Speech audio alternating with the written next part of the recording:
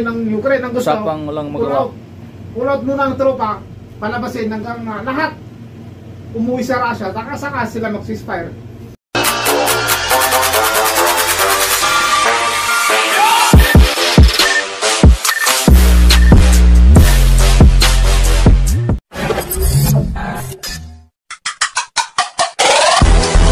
Yun ang gusto niya.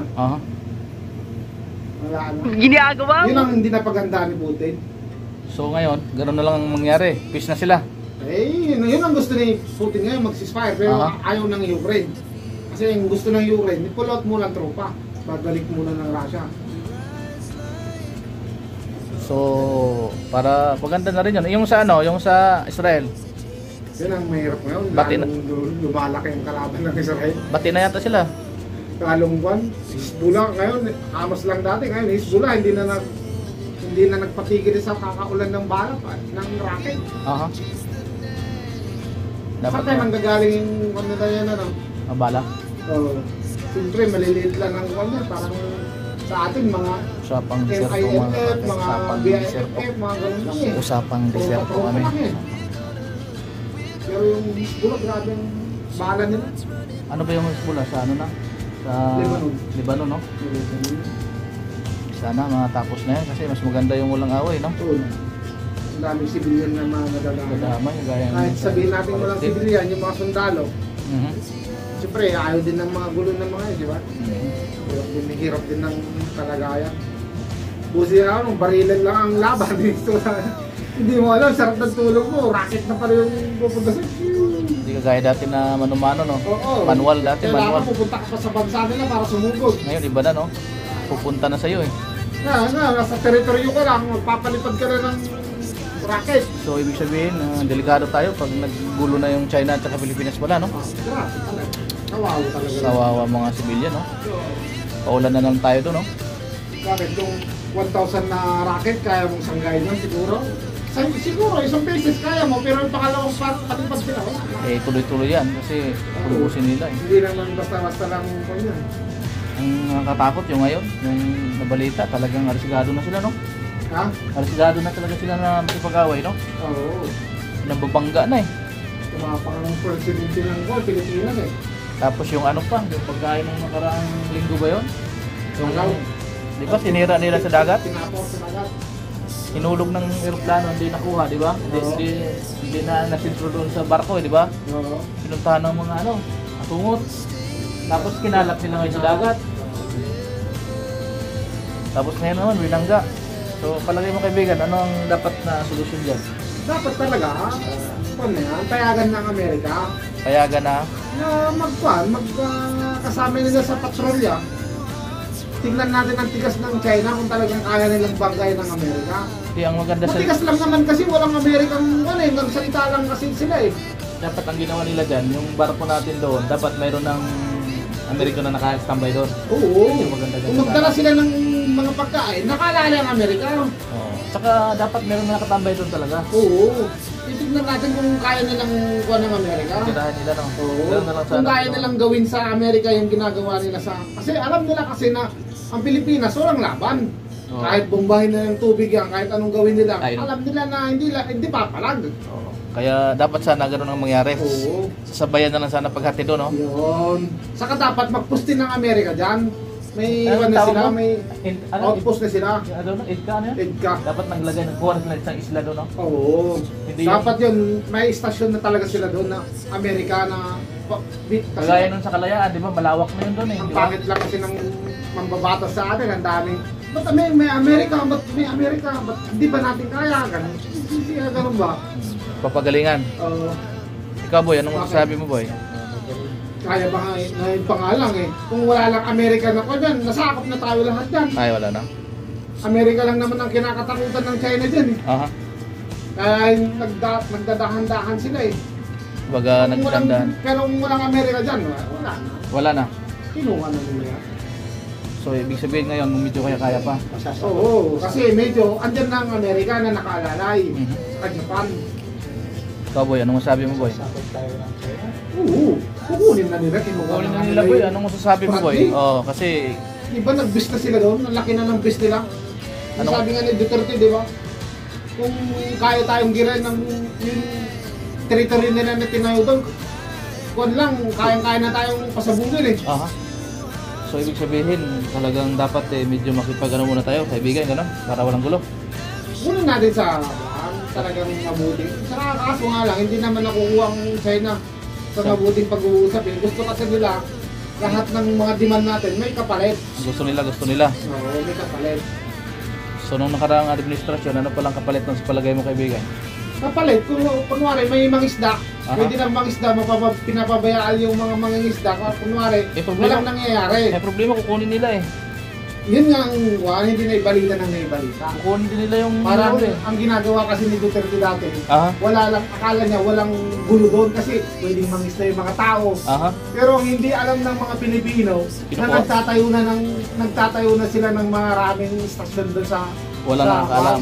Kumbaga kinukuha na nila yung isla natin na hindi natin alam, pinapabayaan lang nila yung mga mangingisda na hindi mangisda kayo, walang problema.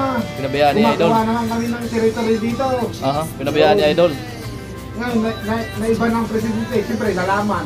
Kita. Eh, siyempre natigil yung ginagawa nila. Ngayon, bawal na mangisda kasi wala na silang wala na silang kwan eh. Bawal na silang magtayo ng territory eh. Aha. Ngayon, pinagbawalan naman ngayon mangisda. Pero kanina doon ako napaisip doon sa sinabi mong airport talaga, no? Parang ibig sabihin lahat ng mga OFW ngayon medyo kabado pag umuwi, parang gano'n. Palagay mo? Depende na lang sa isa. Depende sa dala mo, no? Oo, dala mo. Oo, yun nga yun siguro ang dahilan. Kasi dami kong narinig na natakot umuwi. Pero depende na lang sa dala mo. Depende kung sa ano yung dala. bawal. Kung ayaw mong ayaw mong mabala, mga question ng immigration. Magdala ka na lang ng backpack. Yun, pinaka-the-best, pumagahin mo na lang. Oo, pagay ka na ng mga padala mo. Tapos yung exact talaga na alam mo na lang na ipapasok sa immigration, yung hindi ka i-question eh. Oo. Dala ka na lang ng backpack na laman ng kahit 4 na kilo. Damit mo na lang eh. Oo, yung damit mo. Pero yung mga pasalubong mo, papagay mo na. Oo, papagahin Para mo. hindi ka na hindi ka na abala Yun doon ang kung gusto ng sakali immigration buksan. para wala na silang trabaho. Pero may tanong akong malaki sa'yo, kaibigan, kung anong masasabi mo. Ayun. Sa lahat ng OFW araw-araw umuwi, yung kinukumpis ka ng mga custom doon, saan napunta yun? Ibig ko sabihin, yung nakukuha nilang mga kung ano-ano, ang dami nilang nakuha eh, di ba? Oo. Ang palagay mo, hatiin kaya nila yun o ano palagay mo? Hindi rin. Anong masasabi Kasi mo doon? pwede naman balikan ng OFW yun eh. Ho? Pwede yung balikan ng OFW kung kumbaga kung ka lang nila ng may babayaran kang ganito, ganyan Ibig sabihin, bayaran mo para makuha mo. Oo, pero ganun. pag ano ba kayo wala na pang bayad? pinabayaan mo na, wala na. So sa kanila na yun. Sa kanila na yun. Kagaya nung sinabi ni Rone, 2 pakete niya, Oo. sigarilyo. Makunin na nila, wala na Ano yun. nga, wala nga daw. Wala na. Kasi gusto ko magbabayad siya ng tap. Iniwanan niya na. Yun ang pinakamali sa... Kasi mali din kasi natin yung OFW kasi, kaibigan. Aha. Nakalagay na doon kung anong bawal. Aha, alam mo na. Alam mo na kung anong bawal, bakit kukunin mo pa? Aha. Tapos pagdating doon sa immigration, siyempre bawal yun eh, kukunin nila. Tapos ngayon sasama loob mo. Sasama yung loob mo. Aha. Kasi nabigyan ka na ng warning na bawal yun eh. So ibig sabihin parang sinabi mong inaapi-api na tayo pero kasalanan mo pala rin. Yung mga iba, yung mga iba, yung mga iba. Hindi rin lahat. Hindi naman lahat. Yung mga iba naman kasi na walang alam ba, kung baga first time. Kagaya ng mga kasambahay, walang din nanonood dyan. Tapos Dapat bawal ng bibigyan trabaho. nila ng consideration. Oo. Consideration ba? Kasi yung iba, di alam eh. Sa susunod ma'am, bawal na po yung ganito. Ngayon, first time, warning. Pagbigyan O sana. warning, o pagbigyan lang sana. Sa dami nun, ilang aeroplano na araw-araw dumarating. Yun ang mali ng immigration. Kasi ang immigration pinapasakot ng Taong bayan. ng taong bayan eh. Tapos Kumbaga, ganyan. yung tax din natin bilang OFW, meron nakasali rin tayo sa kanila. So dapat hindi ganun sana. Oo. Dapat maganda yung approach nila sa bilang OFW. Hindi naman kailangan natin igalang tayo kasi kailangan na OFW tayo. Kumbaga, respeto sa bawat isa. Respeto sa trabaho nila, respeto rin sa atin bilang OFW, di ba? Halimbawa, sa Para ganyang magkaintindihan. sa ganyang problema, sino ang makakapag-ayos para medyo mabigyan mo tayo ng counting? Siyempre, yung iba, administrasyon. Administrasyon talaga, no? Administrasyon. Bigyan ng pansin, bigyan ng Mapansin lang sana, no? Kumbaga yung manyan, yung maraming mga nangyayari na ganyan, bigyan na ng pansin para Oo, hindi kasi naman- magulo na ngayon doon sa pag-umuwi, di ba? Dami nang nagangamba, di ba? Kaya dapat sana pansinin nila, no? Dami naungol, dami hindi nakakaalis, ganun ba? Mhm. Yung pa problema, no? Kasi sa dami siguro ng problema ng Pilipinas ngayon, hindi napansin ng Pangulo. So ngayon, yung nakarang administrasyon, napapansin na yun, di ba? Ang tanimbala, no? Oo, talimbala, nahinto yun, di ba? Nahinto yun. Nawala yan. Tapos, nung ngayon pumalit, dapat ngayon, mapapansin niya yan kasi parang bumalik, no? Parang hiniigpitan talaga rin Oo. ng Kasi iniisip Kasi mga OFW, hindi naman lahat pare-parehas, di ba? Oo. May mga tao OFW na simpleng tao lang, Oo. may mga gandang trabaho, may mga mga content. Yung mga iba, inaabuso pa, tapos ganyan yung mga nangyayari sa... Sana mapansin yan para mabawasan naman yung gano'n. Kasi nakikita naman nila sa itsura ng ano eh. Pero dapat yung mga custom immigration natin, konting consideration sa mga tao na Kauwi, no? naman nila na Ilang taon na din nakakauwi, no? sila may pinag-aralan sila, yung mga iba kasi na OFW, walang mga pinag-aralan, walang alam. Nakaalis lang sila dahil sa siyempre, lutihan na at saka. Kailangan nila ng kunting buwan. So mga siga pa siguro, no? Oo. Palagay mo, no? Sila dapat ang Mag-adjust. mag-adjust. Sila ang mag-adjust. Saka kunting pagpapaliwanag. Para maliwanagan. Papaliwanan talaga sa OFW na ganito ganyan. Na kung pwede, sa sunod, hindi nyo na ulitin. Hindi yung agawin mo agad yung ano nila. Siyempre ikaw, pinaghirapan mo yun eh. Tsaka ilang tao ka Sino din ba naman nakauwi? sana ibibigay mo agad na Oo. hindi nga alam yung batas tapos kukunin mo agad yung Siyempre pagkakalam nila, kinukuha mo, di ba? Mahirap talaga, no? Isip nila eh. Stress ka sa trabaho mo dito, galing ka abroad, tapos Ganyan pa ang gagawin. uwi ka lang ng isang buwan lang pakipahinga mo. Papahinga ka lang doon, pakita mo ng pamilya mo, tapos ganun pa mangyayari. Kaya mahirap talaga. Hindi dapat pataasan ng record sila, immigration official, ganun ng trabaho nila. Oo, i-expect natin na trabaho nila yun.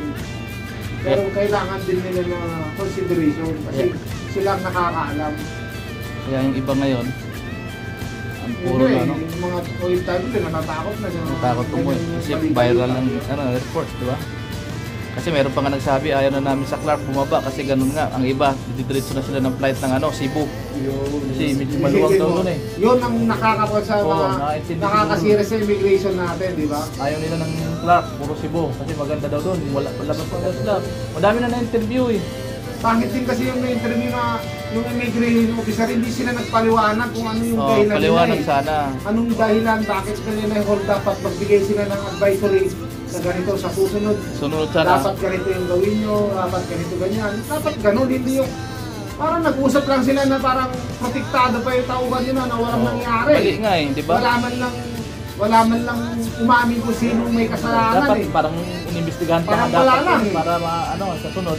Dapat hindi na Oo, gano'n. para may, kumbaga may advisory ba na sa Oo. susunod, wala nang ganito mangyayari, di ba? Meron na tayong kahit pa paano man lang na bigyan ng kaunting pansin. Oo, may knowledge din sila. Kaso walang depensa eh, parang wala lang.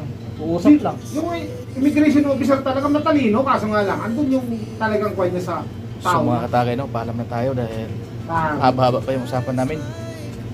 Kuha lang kami ng kaunting souvenir sa aming buhay dito sa Deserto. Maraming salamat sa inyong lahat. No? Kaya na lang, kaya. God bless, God bless.